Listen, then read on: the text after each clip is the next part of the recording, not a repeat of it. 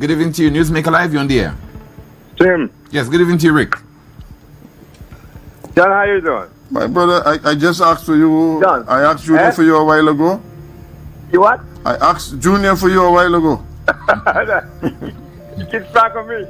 Yeah. Let me congratulate the look, John. I love the look, man. I love the look. Yeah. That was neat. I haven't seen you in a while, brother Rick. You okay? Yeah, well, I'm cool. All right. But I know you. I think you know I have the greatest respect for you as a professional. You've been on my show 100 times. Yeah, and I have the greatest respect for you as a journalist also. So it is a mutual respect. Thank you. Yeah. Mutual clapping. So let's move. Now, the gentleman pulled you up there for saying the box. To me, that was vital. To me, that made you a hack. You're professional and using the language of the hack, and that's not a mistake. That is indicative of what you're free to do. That, by the way, you're free to do that. Well, Rick. I mean, I think. So I want to drive at home. Allow me. Yeah. Well, as I said to the caller, I heard you apologize, but the apology withdrew the doesn't statement. John, the apology does not work. But Rick, Okay. you have made comments in your lifetime that you have also but I'm withdrawn. not on a professional basis. Right? I don't say something on a professional basis and then say I misspoke. I try not to do it at all. But John, let me make the point. Make the point. I still have respect for you. Okay? That doesn't change. I'm just saying that when a professional like you comes on and he uses the language of not just the Labour Party people, of the hacks. There's a difference for me. That language. So taking it back doesn't do anything. The water has been poisoned and it interferes. Now let me go further with that. Once a philosopher, twice a pervert. All right. Right.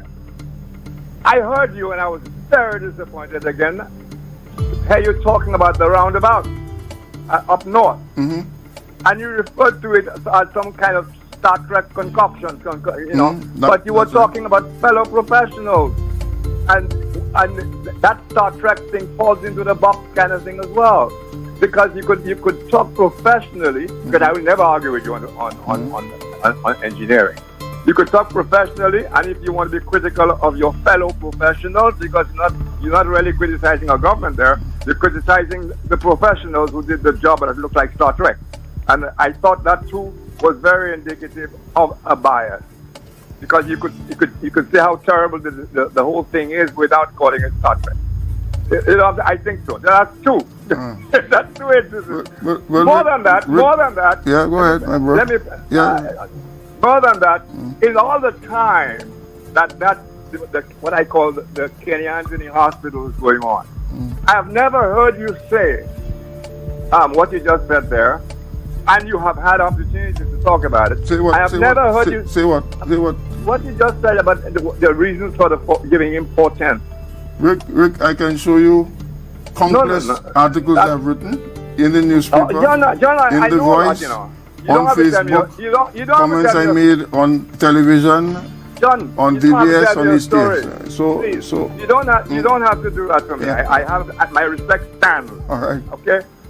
You don't have to do that for me. But I'm saying to you, those coincidences are very bad to my mind, because they make you look like you have other than a professional interest in what is going on there. And I want to make that point that you blocked me on. I have never heard you explain or question why the hospital was not completed.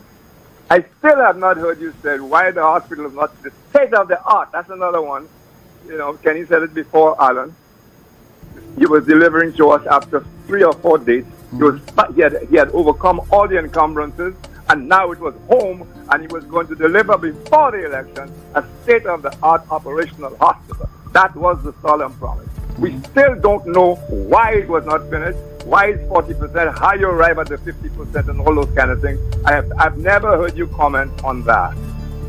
And I really wish you would not. I beg to differ with you. Okay, Rick, thank you so much. All right, thank you so much, Rick. Yeah, so you're saying?